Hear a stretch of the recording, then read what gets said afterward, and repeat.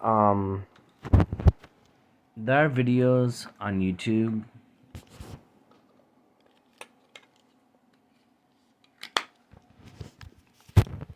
that talk about what happens when you read 1,000 books in your lifetime, and there are a lot of them are transformative, and they say like all these things that happen to them, and like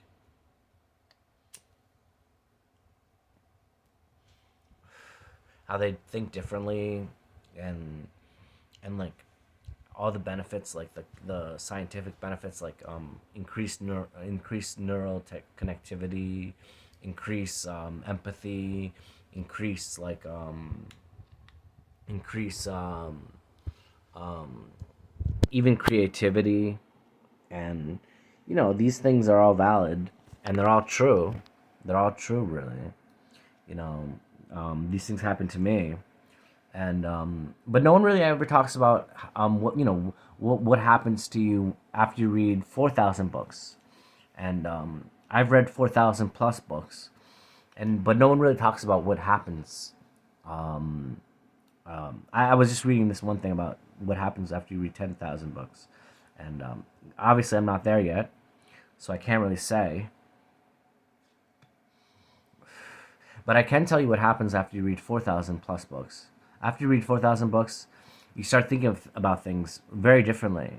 Um, you know, um, I don't know if I'm different from other people that are really heavy readers, and I don't know if I'm different from other people because that read heavily because I'm schizophrenic.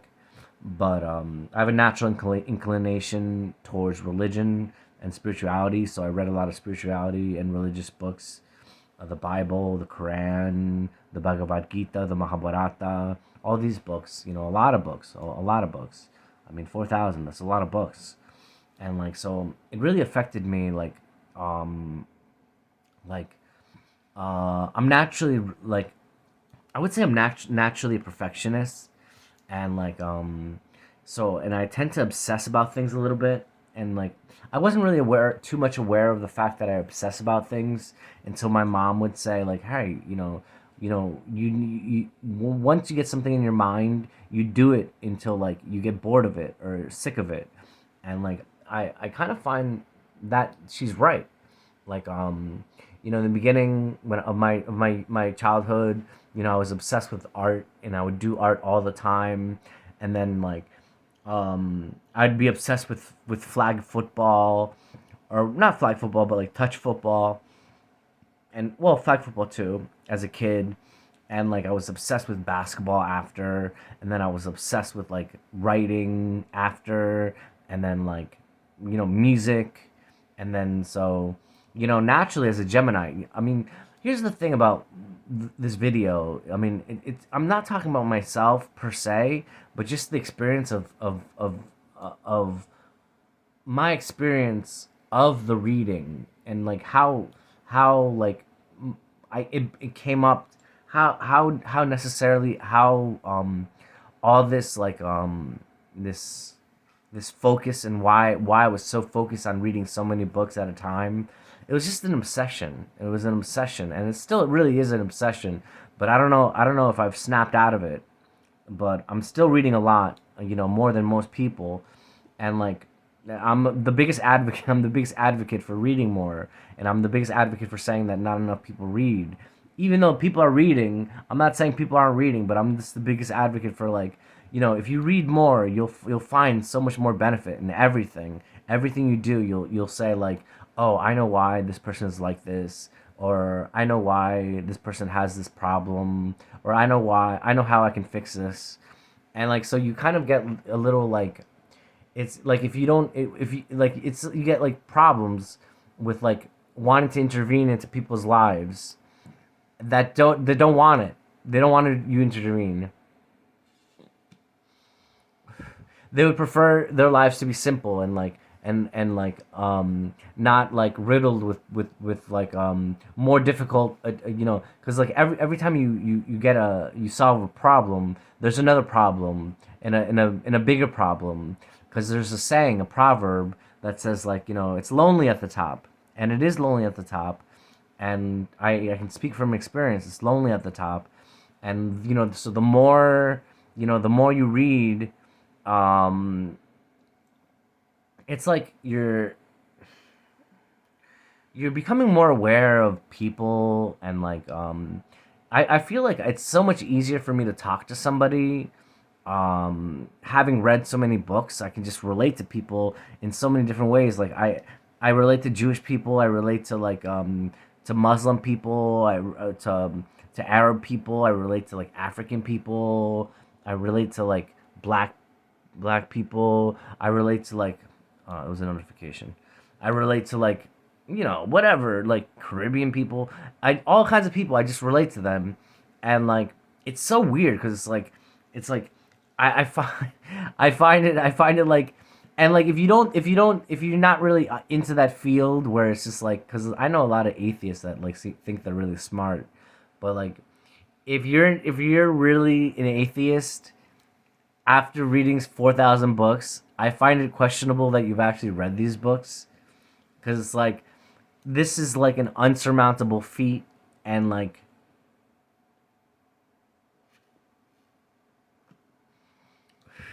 it's an unsurmountable feat, and like knowing that someone can do such extraordinary things, and knowing that there's a higher power that can do even better things than you, that created you or your forefathers, having the rationale that nothing created you is almost like so far from believable, that it's just like, wow, like you kind of like you start looking down on people, and like honestly, yeah, I'm a victim.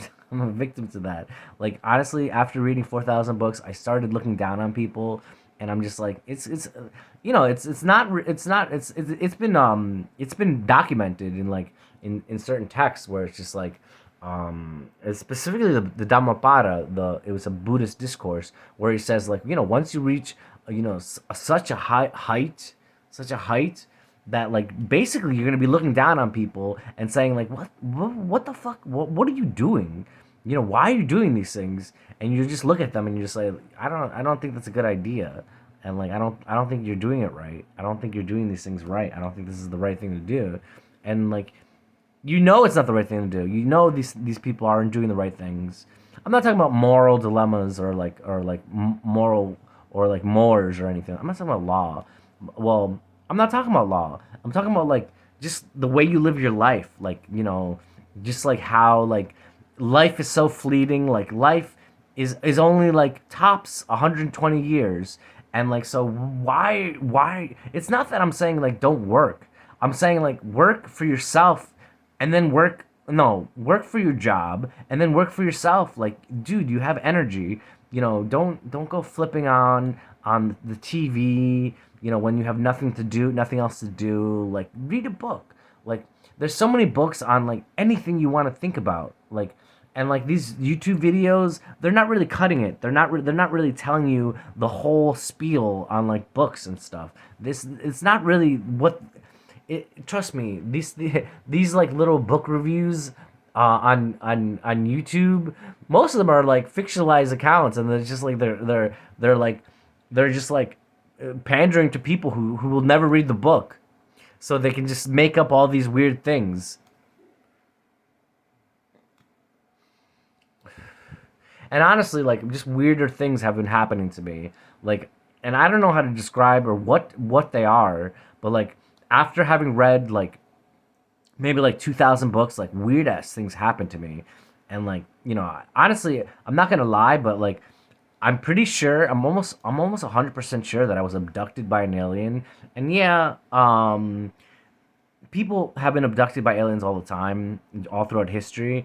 But reading the Mahabharata, I've come to realize that being abducted, aliens are literally just gods, demons, and angels, and jinns and all that stuff, and what they're just riding in their in well, the Mahabharata refers to it as Vimanas. So just knowing that, gives you a sense of like calmness, and like, honestly, your fear starts going away slowly and slowly. But I won't equate just reading to that. I will equate that with also yoga and meditation, and that's part of it. the more you read, the more you want to like advance yourself, and like more you want to become like this like godlike person on earth. And like I will tell you one thing, like I'm pretty sure, I'm almost 100% sure that the more I've read and the more yoga I've done, the more like real life angels. I'm talking about real life angels. I'm not talking about like, oh, this person's so nice, he must be an angel. I'm not saying that. I'm saying like real life angels have come to me, and yeah, it sounds like, oh, Harry, you forgot to take your medication today. But like I'm telling you, like I've really experienced this stuff, and like, look, I'm totally not having a psychotic break, and like it's just so weird to me how like so many parts aspects of this universe, of this earth, have been so unexplored, but they've been discussed by older texts, and like these like older scriptures, and like there's so many scriptures. If you go to Tibet, there's over 10,000 scrolls in Tibet that haven't been translated yet. Over 10,000. A scroll is I'm talking about a book. A scroll is like a book, and like, there's over 10,000 of these in Tibet, and this is why I get so adamant about not supporting China, because they literally have all these they kicked out all these like Tibetans, and they're torturing them, and so all this sacred knowledge is going to waste. It's just like a war. Like every war, they used to destroy all these like sculptures of gods and goddesses, and I'm just like, I don't like that. It's because this is modern day. Supposedly, this is like modernity, and they're doing that to like right now. Like, can you believe it? Like, who in the right mind would destroy the Library of Alexandria? Well, this is what they're doing. This is what they're doing, and no one really pays attention to that. And I'm like, I don't think anybody really has can like bear witness, can like actually like pictured in their mind how great of a fallacy that is for China. And it's not just for China, it's for the whole universe. It's for the whole world that all these scriptures are getting destroyed. And like I'm not going to say I know these things are getting destroyed or not, but I'm just saying like it's a weird thing, cuz it's like I don't know what's happening to these scrolls, but like the Tibetans don't have them. I don't think they have them. Anyways, reading 4,000 books, like honestly, you can talk about anything for hours on end, because like I could literally talk about like almost every subject for hours on end, you know, and like your mind starts rattling, So I can't sleep, and I never could sleep. But like now it's just like it's even worse. Like I usually go a day without sleeping to reset my schedule, but I don't know. I don't know, man.